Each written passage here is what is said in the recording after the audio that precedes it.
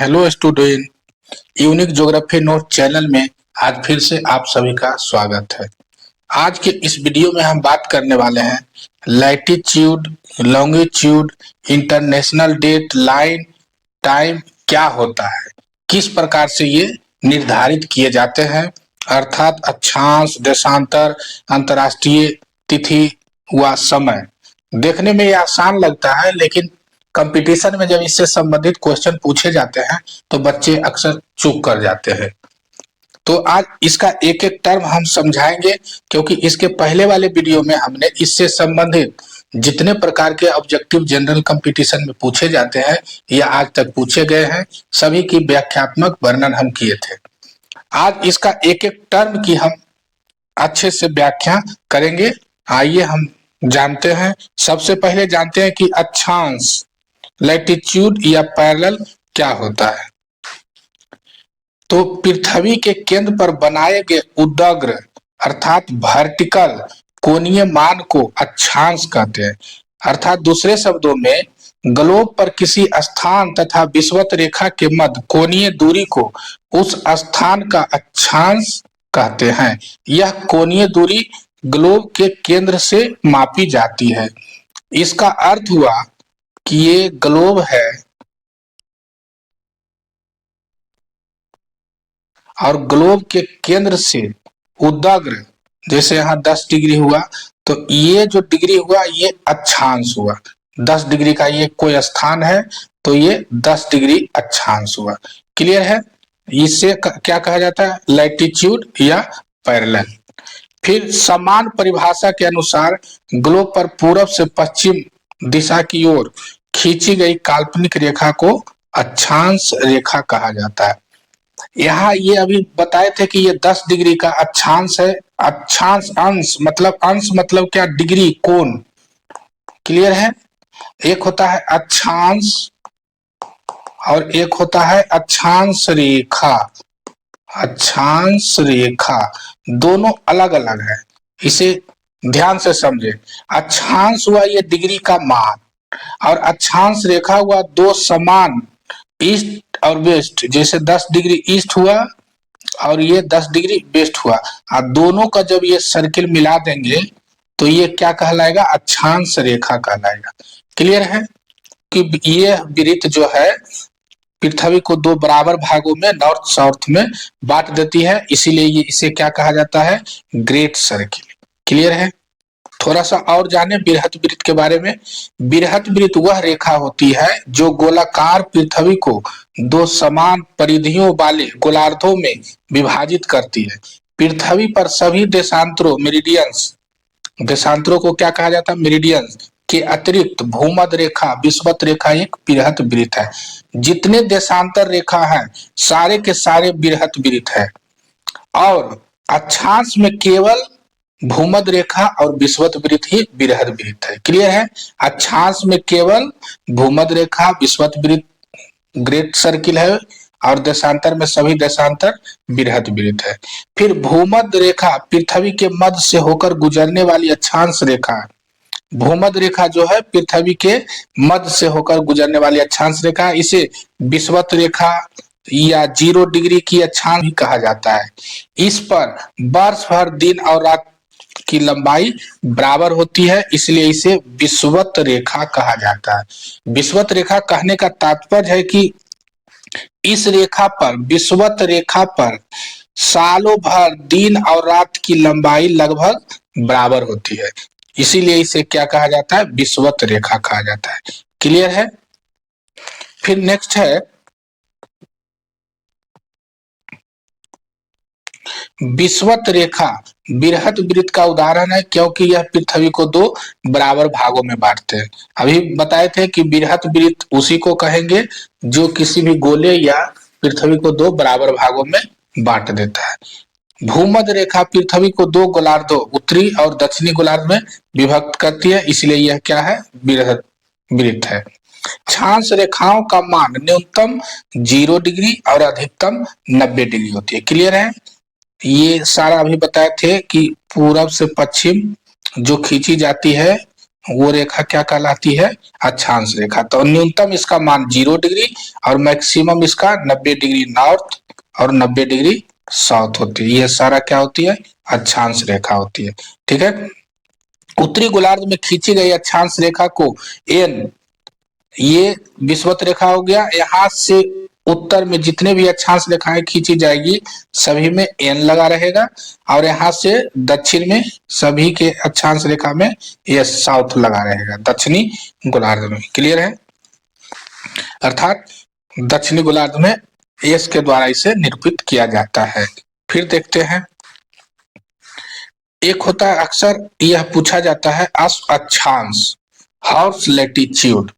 तो 30 डिग्री से 35 डिग्री उत्तरी एवं दक्षिणी अक्षांश के मध्य स्थित पेटी को अक्षांश कहा जाता है। इसे उपोष्ण उच्च वायुदाब पेटी, सब ट्रॉपिकल हाई प्रेशर बेल्ट भी कहते हैं। इसके बनने का कारण इन अक्षांशों के मध्य प्रति चक्रवातों का उत्पन्न होना है। इसे अक्षांश क्यों कहा जाता है, इसके बीच के अक्षांश को? क्योंकि यहाँ पर जो है प्राचीन काल में क्या होता था कि जब व्यापारी घोड़ा को नाव से ले जाता था, बड़े बड़े जहाज से, तो यहाँ पे क्या हो रहा है? High pressure belt. इसका मतलब है कि हवाएं जो है इस क्षेत्र में 30 से 35 डिग्री नॉर्थ और साउथ में, यहाँ पे 30-35, यहाँ पे हवाएं ऊपर से नीचे बैठ रही है। इसी कारण से यह हाई प्रेशर एचपी का बेल्ट होता है। और जब घोड़े से लदे जहाज भारी हो जाता था हवा बैठने के कारण, तो घोड़ा को यहाँ पर क्या करना पड़ता था? अपने बचने के लिए कई घोड़ा को जहाज से पानी में, समुद्र में फेंका जाता था। इसीलिए इसे अक्षांश के नाम से जाना जाता है, यह प्रसिद्ध है। क्लियर है? फिर नेक्स्ट है 0 डिग्री अक्षांश। इसे क्या कहा जाता है? विषुवत रेखा या विषुवत रेखा इक्वेटर कहा जाता है। 23.5 डिग्री नॉर्थ अक्षांश को कर्क रेखा या ट्रॉपिक ऑफ कैंसर कहा जाता है। फिर 23.5 डिग्री दक्षिणी अक्षांश को, साउथ अक्षांश को क्या कहा जाता है? मकर रेखा, ट्रॉपिक ऑफ कैप्रिकॉर्न। 66.5 डिग्री उत्तरी अक्षांश को आर्कटिक वृत्त के नाम से जाना जाता है। 66.5 डिग्री दक्षिणी अक्षांश को अंटार्कटिक वृत्त के नाम से जाना जाता है। फिर है 90 डिग्री को उत्तरी ध्रुव कहा जाता है, और फिर 90 डिग्री साउथ को क्या कहा जाता है? दक्षिणी ध्रुव कहा जाता है। फिर देखते हैं 23.5 डिग्री से 66.5 डिग्री उत्तरी एवं दक्षिणी अक्षांशों के मध्य स्थित क्षेत्रों को शीतोष्ण कटिबंधीय क्षेत्र कहा जाता है। यहाँ वर्ष भर सूर्य की किरणें तिरछी पड़ती है। 23.5 डिग्री से 66.5 डिग्री के क्षेत्र जो है नॉर्थ और साउथ दोनों में, साउथ में भी 23.5 डिग्री साउथ और 66.5 डिग्री साउथ, ये दोनों क्षेत्र जो है किस नाम से जाना जाता है? शीतोष्ण कटिबंधीय क्षेत्र। क्लियर है? इसे हमेशा ध्यान रखें। जब भी शीतोष्ण कटिबंधीय क्षेत्र की चर्चा होगी तो केवल और केवल इसी बीच की चर्चा होगी। फिर यहाँ ध्यान से देखें, प्रति 1 डिग्री पर एक अक्षांश निर्मित होता है।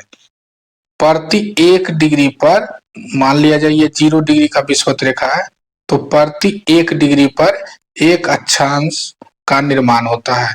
उत्तर की ओर इसे नॉर्थ कहेंगे और दक्षिण की ओर इसे साउथ ऐसे सूचित करते हैं। क्लियर है? तो 1-1 डिग्री पर एक एक अक्षांश निर्मित होता है। विषुवत रेखा से ध्रुवीय क्षेत्रों की ओर जाने पर अक्षांशीय वृत्त का आकार छोटा होता है। ये अक्षांशीय वृत्त का आकार क्या होगा? विषुवत रेखा से जैसे जैसे ध्रुव की ओर जाएंगे ये वृत्त की संख्या धीरे धीरे इसका आकार छोटा होते जाएगा। क्लियर है? फिर जो ध्रुवों पर अंततः एक बिंदु में परिवर्तित हो जाता है, लास्ट में अंततः क्या होता है? नॉर्थ पोल और साउथ पोल बिंदु के रूप में अक्षांश हो जाते हैं।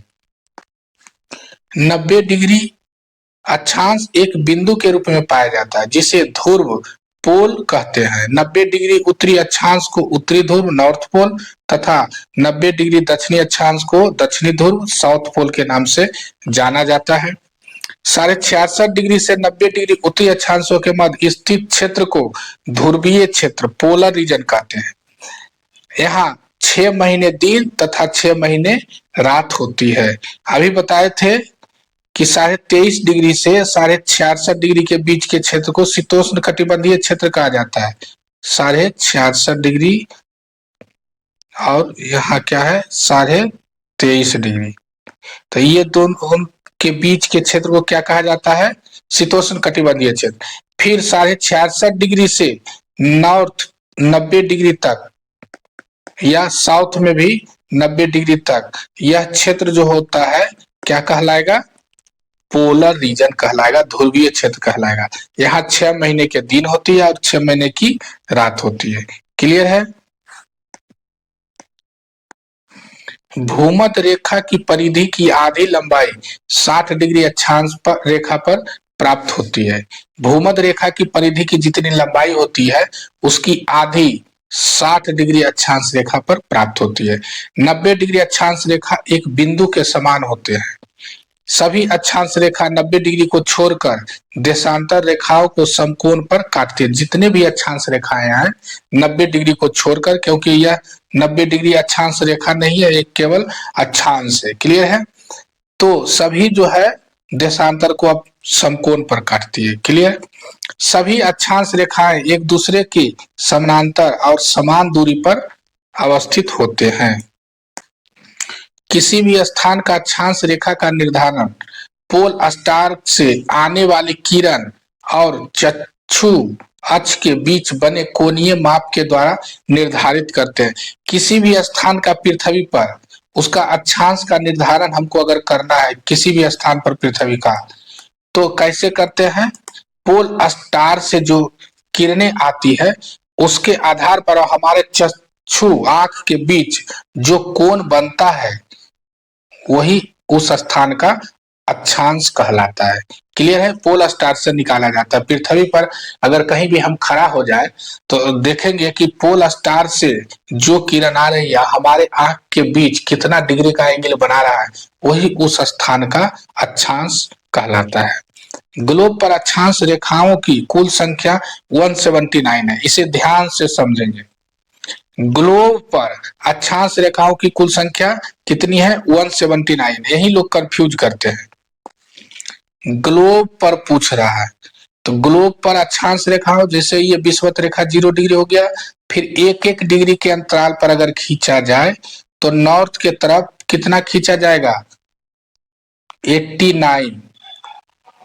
90 डिग्री का जो अक्षांश रेखा है, चूंकि वो बिंदु है अक्षांश रेखा नहीं है, इसीलिए इसको काउंट नहीं किया जाता है। फिर 1-1 डिग्री के अंतराल पर दक्षिण की तरफ अगर खींचा जाएगा तो 89 किधर खींचा जाएगा, दक्षिण। 89 अक्षांश नॉर्थ और 89 अक्षांश साउथ हुआ और एक अक्षांश ये विषुवत रेखा का हुआ। तो टोटल अक्षांश रेखाओं की संख्या कितनी हो गई, 179। किस पे, ग्लोब पे। क्लियर है। जैसे यहाँ देखे लिखा हुआ है, यदि अक्षांश रेखाओं को 1 डिग्री के अंतराल पर खींचते हैं तो उत्तरी एवं दक्षिणी दोनों गोलार्धों में 89 अक्षांश रेखाएं होंगे। इस प्रकार विषुवत रेखाओं को लेकर अक्षांश रेखाओं की कुल संख्या 179 होगी, क्योंकि दोनों ध्रुव एक बिंदु के रूप में है, ना कि रेखा या वृत्त के रूप में। ये दोनों ध्रुव जो है एक बिंदु के रूप में है, इसे रेखा के रूप में ना समझे। क्लियर है। अब देखिए जस्ट उल्टा, मानचित्र पर अक्षांश रेखाओं की कुल संख्या 181 होगी। अब मानचित्र पर जैसे ग्लोब पर कितना होता है, 179। मानचित्र हमारा किस तरह रहता है, इस तरह से आयताकार रहता है। तो 1-1 डिग्री के अंतराल पर अगर खींचा जाए तो इसमें 90 डिग्री को एक रेखा के रूप में दर्शाया जाता है मैप पर। फिर 90 डिग्री साउथ को भी एक रेखा के रूप में दर्शाया जाता है। तो इधर कितना हो जाएगा 90, नॉर्थ में 90, साउथ में 90 और एक हो जाएगा विषुवत रेखा। तो टोटल अक्षांश रेखाओं की संख्या 181 हो जाएगी। किस पे? मानचित्र पर। यहाँ देखें, यदि अक्षांश रेखाओं को 1 डिग्री के अंतराल पर खींचते हैं तो उत्तरी एवं दक्षिणी दोनों गोलार्धों में 90-90 अक्षांश रेखाएं होंगे। इस प्रकार विषुवत रेखा को लेकर अक्षांश रेखाओं की कुल संख्या 181 होगी, क्योंकि दोनों ध्रुव मानचित्रों पर एक रेखा के रूप में होती है, ना कि बिंदु के रूप में। क्लियर है? अक्षांशों की कुल संख्या 180 होती है। यहाँ फिर एक संख्या आ गया, अभी बताए थे। फिर यहाँ पर है अक्षांशों की कुल संख्या 180 होती है। अक्षांशों, यहाँ ध्यान दे शब्द पर, ना कि अक्षांश रेखा। क्लियर है? अक्षांश में एक 0 डिग्री का अक्षांश है, विषुवत रेखा जिसे कहा जाता है, और फिर 90 डिग्री नॉर्थ और 90 डिग्री साउथ। तो ये अक्षांश रेखा है, ना कि अक्षांश है। 0 डिग्री का कोई वैल्यू नहीं होता है, 0 डिग्री का कोई गणना नहीं किया जाता है। गणना कहाँ से होता है? 1 डिग्री, 2 डिग्री, 3 डिग्री, 4 डिग्री, इस तरह से 90 डिग्री नॉर्थ और 90 डिग्री साउथ। तो टोटल अक्षांश कितना हो गया? 90 प्लस 90 180 अक्षांश, ना कि अक्षांश रेखा। क्लियर है? ये रेखा काउंट नहीं होगा, ये 0 डिग्री का अक्षांश रेखा काउंट नहीं होगा।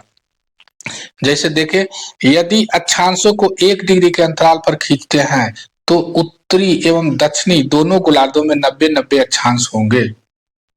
यहाँ विषुवत रेखा का मान 0 अक्षांश होगा। इस प्रकार कुल अक्षांशों की संख्या 180 होगी, क्योंकि दोनों ध्रुवों का अंश 90 डिग्री मानचित्र या ग्लोब पर होगा। यहाँ पर एक रेखा या बिंदु के रूप में नहीं होगा। क्लियर है? मतलब अगर केवल अक्षांश पूछा जाए कि अक्षांशों की संख्या कितनी है, तो ग्लोब पर या मानचित्र पर दोनों पर उसकी संख्या कितनी होगी? 180 होगी। ये अक्सर पूछा जाता है, इसे ध्यान से बनाएंगे। ठीक है? फिर नेक्स्ट है, प्रति 1 डिग्री अक्षांशीय दूरी लगभग 111 किलोमीटर के बराबर होती है, जो पृथ्वी के गोलाकार होने के कारण भूमध्य रेखा से ध्रुवों तक भिन्न भिन्न मिलती है। अर्थात दो अक्षांश रेखाओं के बीच की दूरी 111 किलोमीटर होती है। ये दो अक्षांश रेखा अगर 1-1 डिग्री के अंतराल पर खींचा जाए तो दो अक्षांश रेखा के बीच की दूरी कितनी होती है? 111 किलोमीटर होती है। क्लियर है? इस मैप पे थोड़ा सा गौर करें कि 0 डिग्री का ये जो रेखा है, ये इसे विषुवत रेखा कहते हैं। फिर 90 डिग्री का उत्तरी ध्रुव हो गया और 90 डिग्री दक्षिणी ध्रुव हो गया। इसे 23.5 डिग्री बीच में जो ये रेखा है, इसे मकर रेखा दक्षिण में कहते हैं, और उत्तर में जो है इसे क्या कहेंगे? कर्क रेखा। 23.5 डिग्री उत्तरी गोलार्ध में जो रहता है उसको क्या कहेंगे? कर्क रेखा कहेंगे। क्लियर है? अब बात करते हैं देशांतर या आम्योत्तर लॉन्गिट्यूड की। तो ग्लोब पर प्रमुख याम्योत्तर प्राइम मेरिडियन मतलब 0 डिग्री तथा किसी दिए गए स्थान के मध्य की कोणीय दूरी को उस स्थान का देशांतर कहते हैं। यह दूरी ग्लोब के ध्रुवीय अक्ष से मापी जाती है। देशांतर ग्लोब पर निर्मित होने वाले ऐसे काल्पनिक अर्धवृत्त है जो उत्तर से दक्षिण दिशा की ओर उत्तरी ध्रुव एवं दक्षिणी ध्रुव को जोड़ते हुए ये देशांतर रेखाएं सदैव अक्षांशों के लंबवत निर्मित होते हैं, जो 0 डिग्री देशांतर अर्थात ग्रीनविच रेखा से किसी स्थान की कोणीय दूरी होती है। इसका मतलब हुआ कि देशांतर रेखाएं जो है नॉर्थ से साउथ इस तरह से ग्लोब पे दिखाई पड़ते हैं, मानचित्र पर दिखाई पड़ते हैं। इसे क्या कहेंगे? देशांतर रेखाएं। और अक्षांश रेखाएं जो होते हैं पूरब से पश्चिम इस तरह से, ये अक्षांश रेखाएं हो गए। क्लियर है? फिर 180 डिग्री देशांतर प्रधान आम्योत्तर के साथ मिलकर ग्लोब पर बृहत वृत्त का निर्माण करती है। 180 डिग्री जो देशांतर रेखाएं होती है वो प्रधान एवं उत्तरायणी 0 डिग्री के देशांतर के साथ मिलकर ग्लोब पर बृहत वृत्त का निर्माण करती है। फिर हो गया 0 डिग्री देशांतर इंग्लैंड की राजधानी लंदन के समीप स्थित ग्रीनविच नामक स्थान से होकर जाता है, जिसे मानक देशांतर अथवा प्रधान आम्योत्तर मध्याह्न रेखा कहा जाता है। अभी इसकी चर्चा कर रहे थे, प्रधान आम्योत्तर। तो क्या है, 0 डिग्री का देशांतर है। ये इंग्लैंड की राजधानी कहाँ से, ग्रीनविच नामक स्थान से होकर गुजरती है। ये अक्सर जनरल कंपटीशन में पूछा जाता है। दोनों ध्रुवों को मिलाने वाली काल्पनिक रेखा को देशांतर कहते हैं। अभी बताए थे दोनों ध्रुव नॉर्थ और साउथ को मिलाने वाली काल्पनिक रेखा क्या कहलाएगी, देशांतर रेखा कहलाएगी। देशांतर रेखा हमेशा उत्तर से दक्षिण में खींची जाती है। दो देशांतर रेखाओं के बीच में विषुवत रेखा की अधिकतम दूरी 111.3 किलोमीटर होती है, जबकि ध्रुवों की ओर जाने पर दोनों देशांतर रेखाओं के बीच की दूरी घटते जाती है। क्लियर है। देशांतर रेखाएं पृथ्वी के केंद्र पर क्षैतिज तल में बनाया गया कोण को व्यक्त करता है।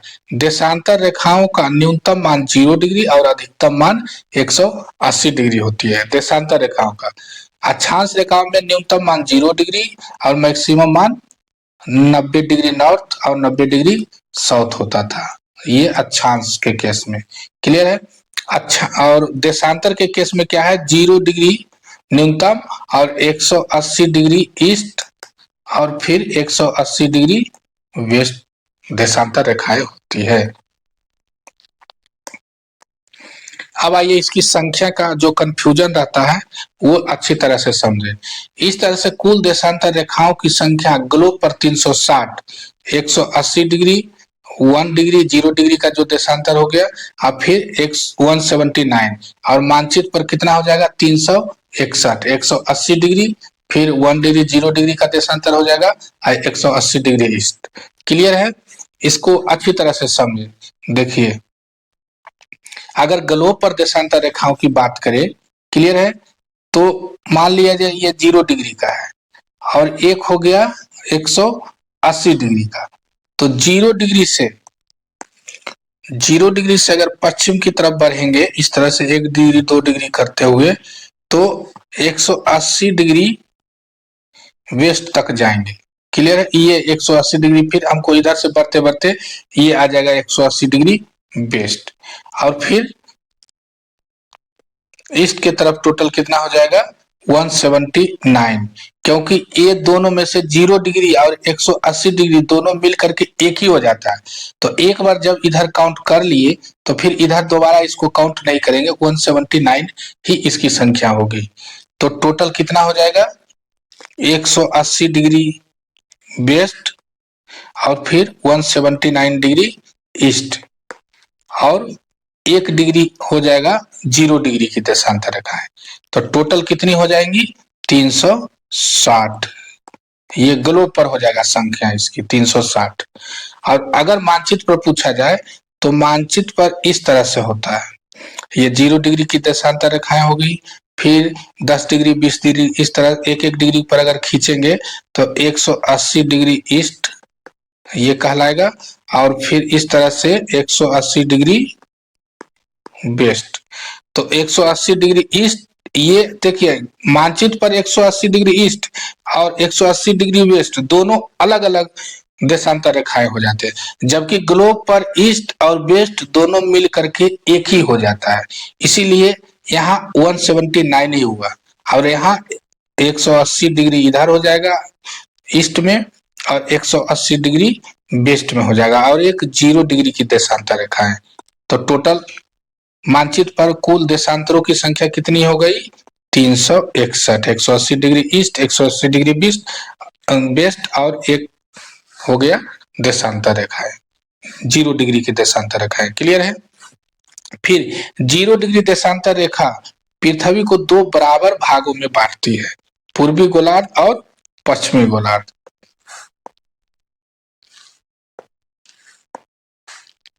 जीरो डिग्री की देशांतर रेखा पृथ्वी को 2 बराबर भागों में बांटती है, पूर्वी गोलार्ध और पश्चिमी गोलार्ध। पूर्वी गोलार्ध के देशांतर रेखा को ई के द्वारा और पश्चिमी गोलार्ध के देशांतर रेखा को डब्लू के द्वारा व्यक्त किया जाता है। ई मतलब ईस्ट और डब्लू मतलब वेस्ट हो गया, ये कॉमन है। इस तरह से इसे मानचित्र में देख सकते हैं। ये 0 डिग्री की देशांतर रेखाएं हो गए, जिसे ग्रीनविच मध्याह्न रेखा कहा जाता है। इस तरह से फिर 180 डिग्री पूरब और 180 डिग्री पश्चिम की तरफ बढ़ेंगे, ठीक है।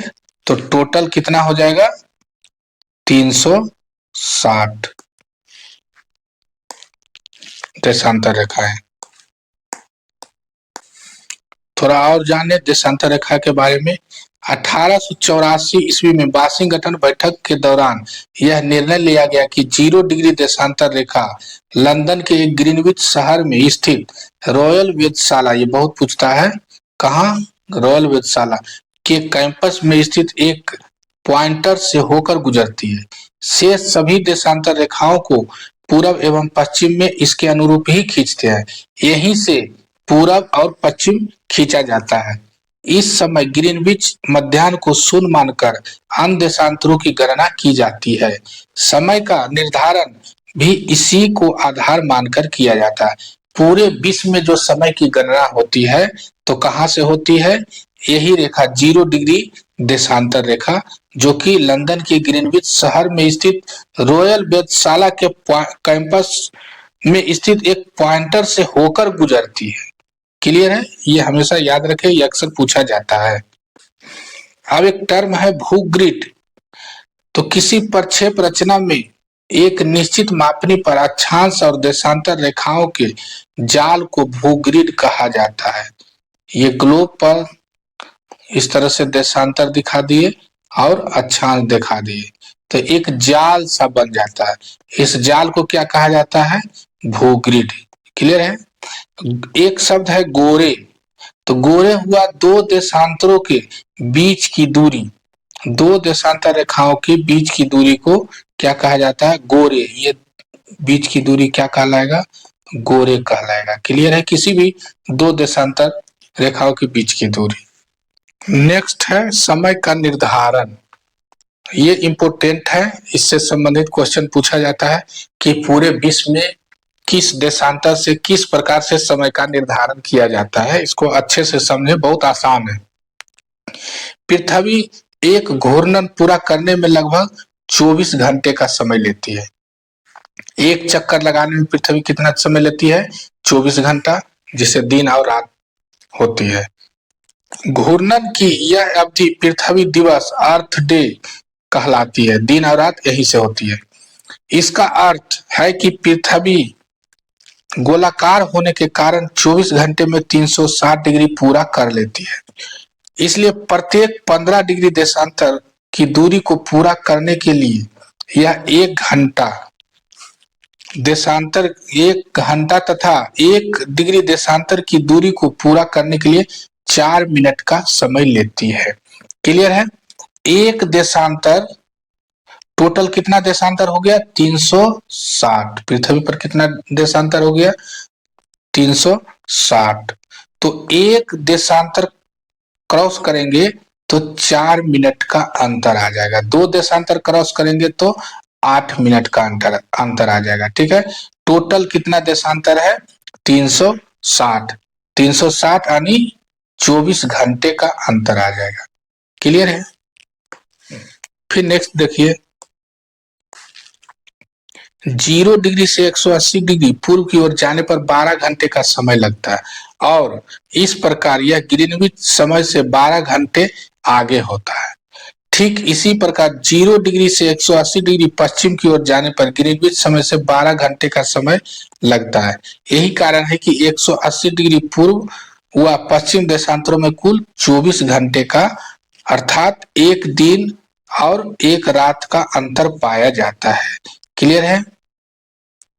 इसका अर्थ हुआ कि ये 0 डिग्री का देशांतर है, 180 डिग्री ईस्ट और ये 180 डिग्री वेस्ट है। ठीक, तो यहां से यहां 12 घंटा का अंतर है, फिर यहां से यहां 12 घंटा का अंतर है। ये 0 डिग्री बीच में है। टोटल कितने समय का अंतर हो गया? 24 घंटे का अंतर हो गया। क्लियर है? फिर नेक्स्ट देखिए, पृथ्वी को एक एक घंटे के 24 समय क्षेत्रों में बांटा गया है। पृथ्वी को एक एक घंटे के 24 समय क्षेत्रों में बांटा गया है। इन समय क्षेत्रों को ग्रीनविच मीन टाइम व मानक समय में 1 घंटे के अंतराल के आधार पर विभाजित किया गया है। अर्थात प्रत्येक जोन 15 डिग्री के बराबर होता है। 15 गुने 24 कितना हो जाएगा? 360 हो जाएगा। क्लियर है? तो 24 समय जोन में बांटा गया है और 15 डिग्री के बराबर है वो। ठीक। पृथ्वी पश्चिम से पूरब की ओर घूमती है, अतः अलग अलग स्थानों पर अलग अलग समय पर दिन की शुरुआत होती है। इसका अर्थ हुआ कि पृथ्वी पश्चिम से पूरब की ओर घूम रही है। इस तरह से पृथ्वी घूम रही है और मान लिया जाए कि सूर्य इधर है, तो घूमते हुए प्रत्येक स्थान पर हमेशा इधर जो स्थान आएगा वहां सुबह होगा और पीछे धीरे धीरे जो स्थान जाएगा उधर धीरे धीरे दोपहर फिर रात्रि होगा। क्लियर है? तो घूमते हुए मतलब प्रत्येक स्थान पर हमेशा कहीं न कहीं सुबह हो रहा है, कहीं शाम हो रहा है, कहीं रात्रि हो रहा है, कहीं दोपहर हो रहा है। यह घटना संपूर्ण पृथ्वी पे हर स्थान पे अलग अलग घटित होते रहती है। ग्रीनविच मीन टाइम से पूर्व स्थित स्थानों पर ग्रीनविच मीन टाइम से पश्चिम दिशा में स्थित स्थानों की तुलना में सूर्योदय पहले होता है। क्लियर है? चूंकि सूर्य पूरब में उदित होता है तथा पश्चिम में पूर्व की ओर घूम रही है, अतः 0 डिग्री देशांतर से पूर्व का समय आगे तथा पश्चिम का समय पीछे रहता है। इसी कारण पृथ्वी के सभी स्थानों पर समय की भिन्नता देखने को मिलती है। इसको ध्यान से समझे, सूर्य पूरब में उगता है, ठीक है, और पृथ्वी पश्चिम से पूरब की ओर घूम रही है। सूर्य पूरब में यहाँ उगता है और पृथ्वी पश्चिम से पूरब की ओर घूम रही है। इसीलिए यहाँ जो स्थान है पूरब के तरफ, मान लिया जो स्थान है यहाँ सुबह पहले होगा और ये घूमते हुए जो स्थान फिर पीछे चल जाएगा, तो मतलब इसका समय हमेशा आगे रहेगा और इधर का समय क्या रहेगा? पीछे, क्योंकि अभी यहाँ धीरे धीरे सूर्योदय होगा ही, इधर हो चुका है, हो करके ये आगे बढ़ चुका है। यही कह रहा है कि 0 डिग्री देशांतर से पूर्व का समय आगे तथा पश्चिम का समय पीछे रहता है। क्लियर है? मानक समय स्टैंडर्ड टाइम। मानक समय किसी देश के मध्य से गुजरने वाली यामियोत्तर का माध्य होता है, जो स्थानीय समय की असुविधा को दूर करने के लिए संपूर्ण देश के लिए लागू माना जाता है। प्रत्येक देश का मानक समय ग्रीनविच मीन टाइम से आधे घंटे अथवा 0 डिग्री देशांतर के 7.5 डिग्री के गुणक के अंतर पर निर्धारित किया जाता है। इसका अर्थ है कि जैसे भारत का मानक समय कितना है? 82.5 डिग्री पूर्वी देशांतर। प्रत्येक देश का एक मानक ये देशांतर रेखा होता है जिसके आधार पर उस देश की समय की गणना की जाती है। तो भारत का मानक देशांतर कितना है? 82.5 डिग्री। तो ये 82.5 डिग्री है, इसके 7.5 डिग्री के गुणक पर है, इसके गुणक पर है, क्योंकि इसका नियम है कि किसी भी देश का मानक अक्षांश रेखा वही कहलाएगा जो इसके गुणक में हो। क्लियर है? तो भारत का 82.5 डिग्री पूर्वी देशांतर मानक देशांतर निर्धारित किया गया है। मानक समय स्वेच्छा से चयनित यामियोत्तर का स्थानीय समय होता है जो एक विशिष्ट क्षेत्र या देश के लिए मानक समय निर्धारित करता है। उदाहरण के लिए 82.5 डिग्री पूर्वी देशांतर अभी चर्चा किए थे, जो कि प्रयागराज के निकट मिर्जापुर, ये बहुत पूछता है, मिर्जापुर से होकर गुजरती है। संपूर्ण भारत के लिए मानक समय IST का निर्धारण करती है। क्लियर है? भारत का स्थानीय समय ग्रीनविच मानक से 5.5 घंटा आगे है, अतः ग्रीनविच में दोपहर के 12 बजे हो तो उस समय भारत में शाम के 5:30 बजेंगे, क्योंकि 5.5 घंटा ग्रीनविच समय से, मानक समय से भारत का जो मानक समय है वो आगे है। इससे भारत के विभिन्न प्रदेशों में देशांतरीय अंतर के कारण समय की भिन्नता को समायोजित करने की समस्या से मुक्ति मिल जाती है। क्लियर है? किसी देश का मानक समय उस देश के मध्य देशांतर पर निर्भर करता है, अर्थात प्रत्येक देश का एक मानक समय होता है, परंतु कुछ देश इसके अपवाद हैं। जैसे अविभाजित रूस, कितना समय क्षेत्र है? 11 है। अविभाजित रूस में 11 समय क्षेत्र है, टाइम जोन है थे, जो विभाजन के बाद केवल 4 रह गए। जब रूस का विभाजन नहीं हुआ था तो उस समय वहां समय क्षेत्र 11 था, लेकिन धीरे धीरे जैसे जैसे रूस कई देशों में विखंडित होता गया, वैसे वैसे क्या हुआ, अब केवल 4 वहां समय क्षेत्र, समय जोन रह गया है। इस प्रकार कनाडा में कुल 6, संयुक्त राज्य अमेरिका में 6, चीन में 1 समय क्षेत्र है। वर्तमान समय में भारत में भी 2 समय क्षेत्र बनाने की मांग बढ़ रही है, क्योंकि भारत के पूर्वी भाग और पश्चिमी भाग में लगभग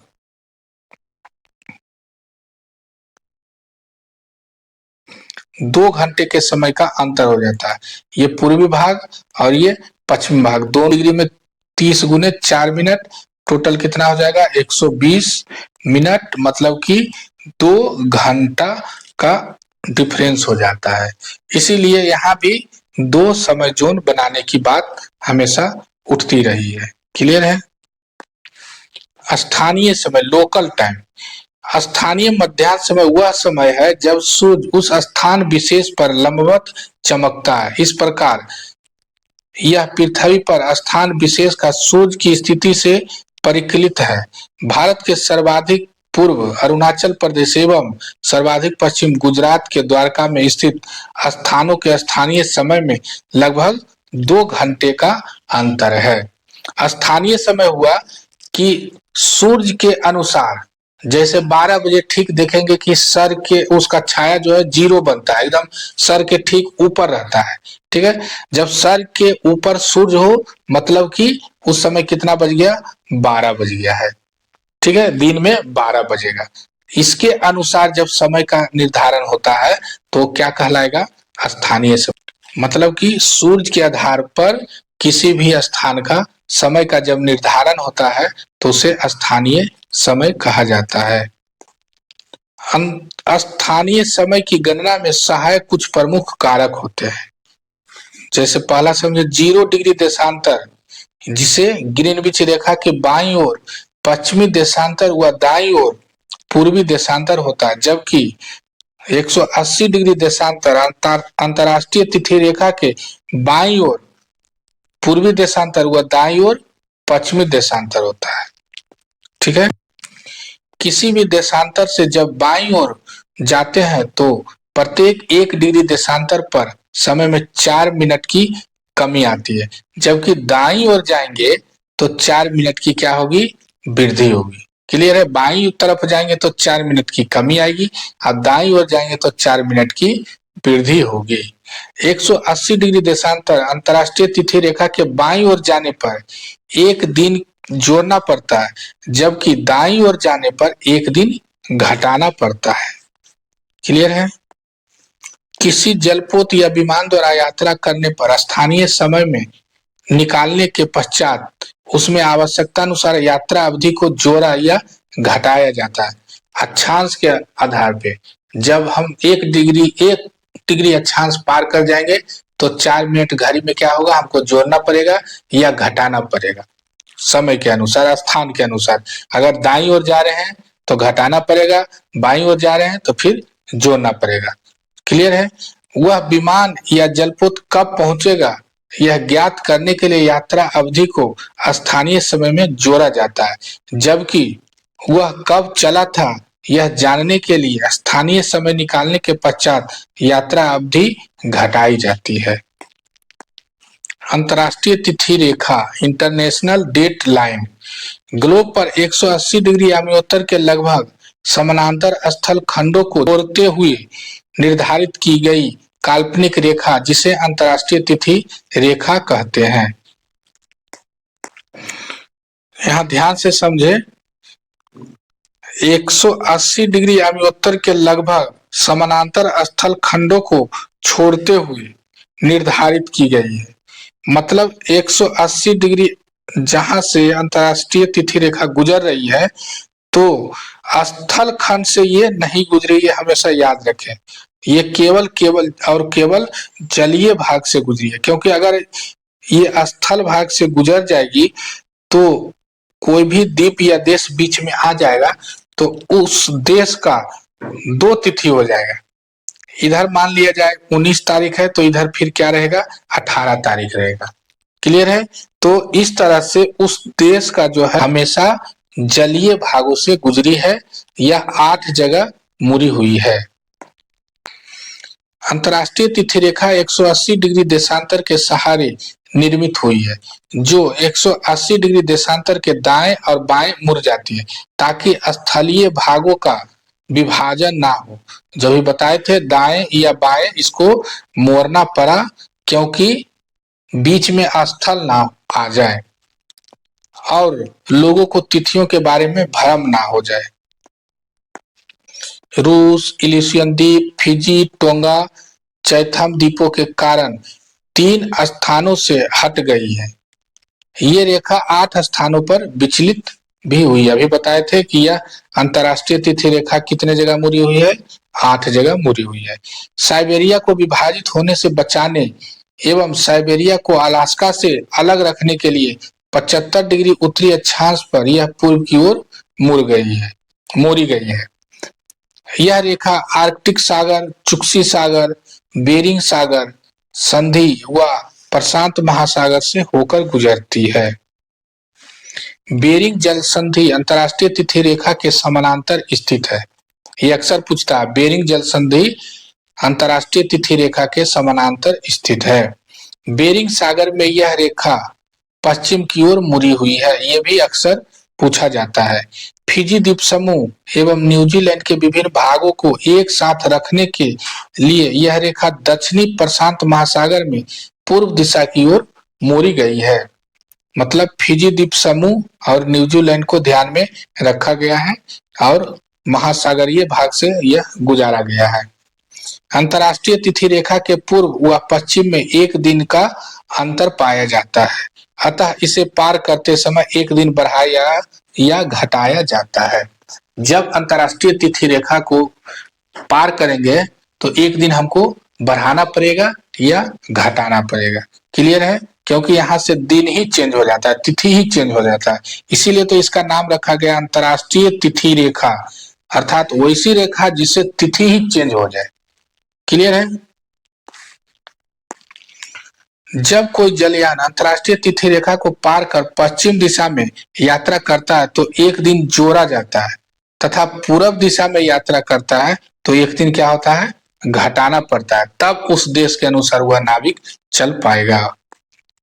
अंतर्राष्ट्रीय तिथि रेखा के अनुसार कोई भी समय मध्यरात्रि, सूर्योदय, सूर्यास्त आदि सबसे पहले किरीबाती देश के कोरोलिन द्वीप समूह के लॉन्ग आइलेट में होता है। यह देश प्रशांत महासागर में स्थित है। मतलब कि अंतर्राष्ट्रीय तिथि रेखा के अनुसार कोई भी समय मध्यरात्रि या सूर्योदय या सूर्यास्त सबसे पहले कहाँ होता है, कोरोलिन द्वीप समूह के लॉन्ग आइलैंड में होता है। ये भी बहुत पूछता है। नॉर्वे देश को अर्धरात्रि सूर्य का देश कहा जाता है क्योंकि उत्तरी नॉर्वे के हेमरफेस्ट शहर में 1 वर्ष में 76 दिन रात सिर्फ 40 मिनट की होती है, इसीलिए इसे अर्धरात्रि का देश भी कहा जाता है। क्लियर है? ये आर्कटिक वृत्त 66.5 डिग्री अक्षांश के ऊपर स्थित है जहां सूर्य का प्रकाश 6 महीने के लिए रहता है। इसको आइए थोड़ा सा हम विस्तार से और बता देते हैं, हमको लगता है अभी समझ में नहीं आया होगा। इस तरह से देखें कि 0 डिग्री का यह देशांतर है जिसे प्रधान देशांतर 0 डिग्री का देशांतर कहा जाता है। यह कहां से गुजरती है, लंदन के रॉयल वेधशाला के पॉइंटर से होकर गुजरती है। क्लियर है। यहां से मान लिया जाए कि सारा इधर 180 डिग्री ईस्ट देशांतर है और फिर इधर क्या है 180 डिग्री वेस्ट देशांतर है। ये